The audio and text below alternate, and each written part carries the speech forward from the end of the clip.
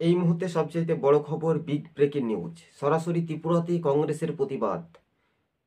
আসামের প্রদেশ কংগ্রেস সভাপতির উপর আক্রমণের তীব্র প্রতিবাদ। এবার বিজেপি কংগ্রেস এবার কি মুখোমুখি? লোকসভা ভোটের আগেই চাঞ্চল্যকর। রাত জেগে একেবারে আগরতলায় কংগ্রেসের প্রতিবাদে সামিল।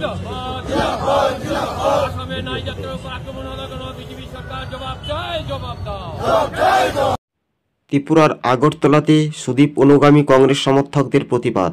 সরাসরি আপনারা সেই ভিডিও ফুটেজ দেখতে পাচ্ছেন।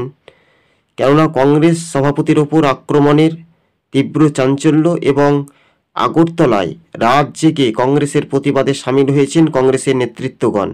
সরাসরি টাউন বর্দোয়ালির ব্লক কংগ্রেস সভাপতি রয়েছেন আশিস কুমার সাহা, রয়েছেন তিনি প্রদেশ সভাপতি সুদীপ রায় বর্মন, রয়েছেন একাধিক কংগ্রেস নেতৃত্ব ত্রিপুরা প্রদেশ কংগ্রেস ভবনের একেবারে সামনে। তারা রাজপথে দাঁড়িয়ে প্রতিবাদ করে শাসক দল বিজেপির বিরুদ্ধে সমালোচনা করেছেন।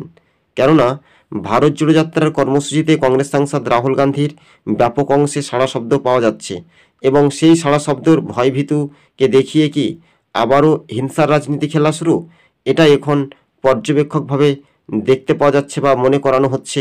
এমনটাই খবরের আপডেট শিরোনাম সোশ্যাল মিডিয়ায় উঠে আসতে চলেছে। হ্যাঁ, বাস্তবে এই রূপরেখা মানচিত্রগুলো আগামী কোন পথে এগিয়ে যাবে, এটাই এখন তো দেখার বিষয় রয়েছে। তবে ত্রিপুরা প্রদেশ কংগ্রেস ভবন থেকে সরাসরি আমরা প্রতিবেদনগুলি তুলে ধরেছি।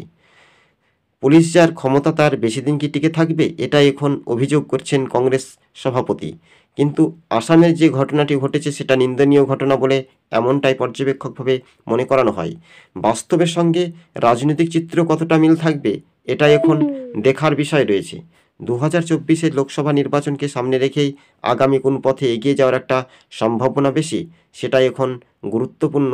আবেগ ভরা মন কতটা বাস্তবে দেখা যেতে পারে, এটাই এখন রূপরেখা বা মানচিত্রগুলো দেখা যাবে। প্রিয় দর্শক বন্ধু, আজকে ছিল আমাদের এই পর্যন্ত প্রতিবেদন। চ্যানেলটি ভালো লাগলে অবশ্যই সাবস্ক্রাইব করে সঙ্গে থাকুন।